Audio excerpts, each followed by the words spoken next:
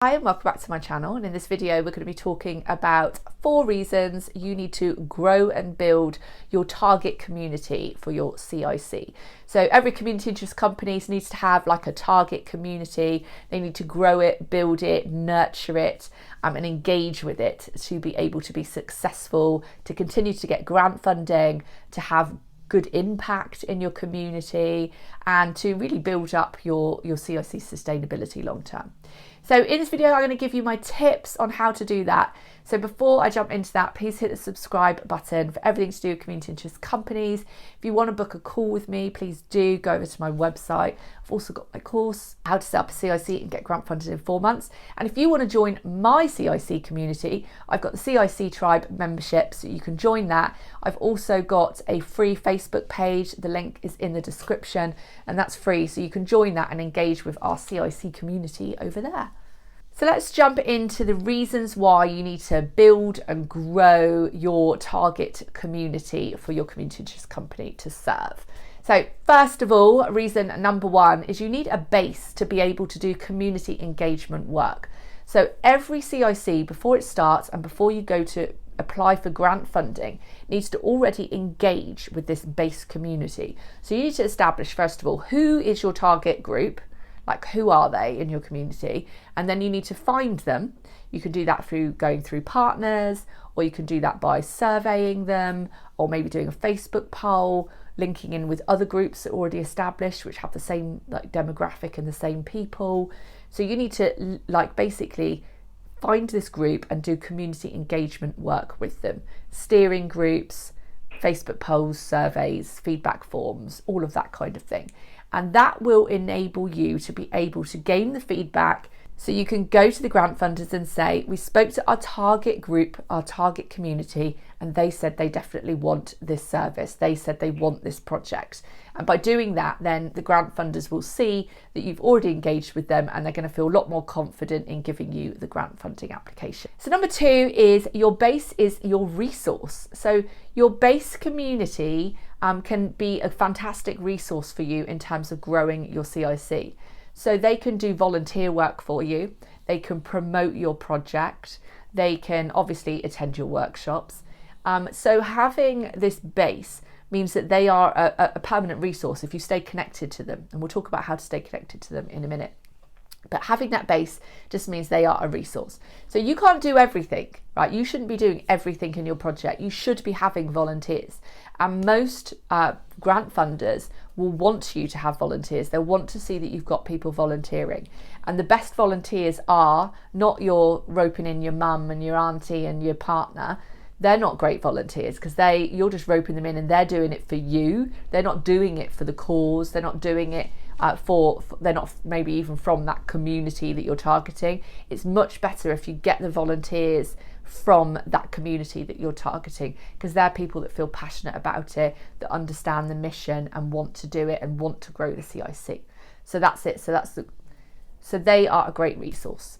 Now, number 3, if you have grown your base, you can monetize from them. So what I mean by monetize is that your CIC should, to be stable long term, needs to have an extra income stream. It shouldn't just be reliant on grant funding. I say that all the time on this channel. So the best way to do that is actually monetize your community. So what I mean by monetize it is basically earn some income revenue from your community. Now, of course, most of us will be serving disadvantaged communities. Often they're economically disadvantaged. So some of you will have a very tough time trying to monetize your community. Others may actually find a community or a pocket of the community that they serve that actually they can monetize. For example, I have done paid workshops before with more affluent parents, whereas I have used the grant funding to do workshops for free for the more disadvantaged young people. So that's an example of how you can find a pocket of the community. They may still be disadvantaged in other ways just because they economically can afford to do your workshop. They may be disadvantaged, because their children have got disabilities, or maybe they're homeschooled children, but they're actually quite affluent parents. So there's lots of pockets in your community that still could be disadvantaged, but they're not economically disadvantaged, so you can monetize them.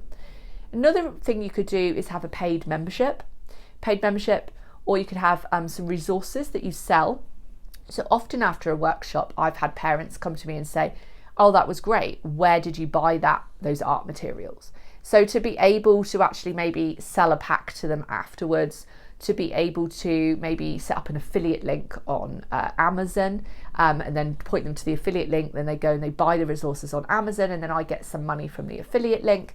Ways like that are ways that you can then monetize from your community and sort of earn some income. And with paid memberships, you can have a staggered system. So you could have like a free membership for disadvantaged people that's a lower level.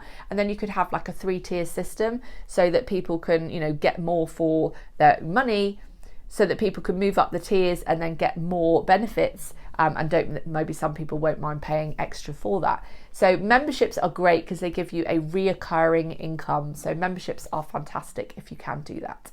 Another thing is training events. So also part of your community are going to be the organizations that you're working with. So you might be able to monetize to them. So you might be able to sell them, say you sell a school some resources, or you sell some professionals a training session.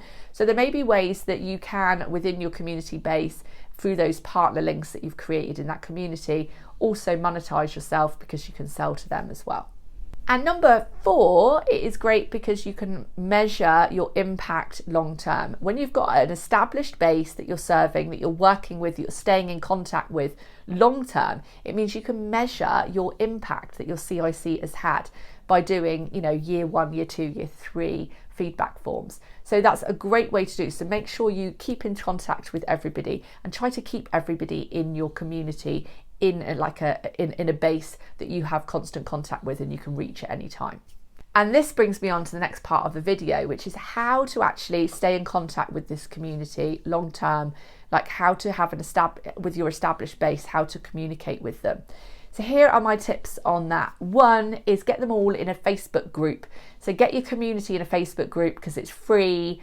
So that could be a good way of doing it. Now, obviously there are demographic issues. Young people aren't on Facebook. So if they're your community, they're not going to do that. But if you've got an older demographic, they probably are on Facebook. So Facebook groups are great. Another option is a WhatsApp group. So get everybody in a WhatsApp group. That's fantastic as well. Really good for keeping in communication with everybody. Another one is email list. So email lists are fantastic, but not everybody, again, it depends on the demographic. Young people aren't going to read their emails. So again, it depends on the demographic, but email lists can be great. It also looks good to grant funders if you can be like, X amount of people on my mailing list, blah, blah. I've already mentioned memberships, but again, just to say that a membership is a great way to keep in community, in contact with everybody. So if you've got a membership, you might have as part of your membership a newsletter that goes out every month. You might have them all on an app. You might have them all on a website database. So, and you're able to send push notifications to their mobiles, stuff like that. So having memberships is also fantastic, and using that tech around them, like I said, like apps, push notifications, texts, all of that kind of thing, is a really good way to stay in contact with them. And the last one is partnerships. So if you've got partners, again, similar in your community, and they're serving the same sort of demographics and similar sort of communities, staying in contact with them, maybe doing a regular partnership session with them, means that you're constantly within, keeping in with their client group as well, and who they're serving. So that helps. They might also promote what you do around in their established community group as well. So I hope that gives you some ideas and really drums in the importance of having an established community, what the benefits are, how to keep them in a community, and definitely that is the way to build a sustainable CIC. As I said earlier, the CICs that I see fail are the ones that don't nurture a community. I mean, you don't want people coming to your workshops and then just disappearing, and you haven't done any kind of connection with them. You've not locked them in. You're not going to contact them again to do the next workshop. Like, why make life harder for yourself by just doing projects where you're putting workshops and stuff out, but you haven't kept that data and kept contact with everybody that's been, so that when you do the next workshops, they will probably want to go again. So you want to keep them a communication link with them. So definitely building that base and keeping in contact with them is key.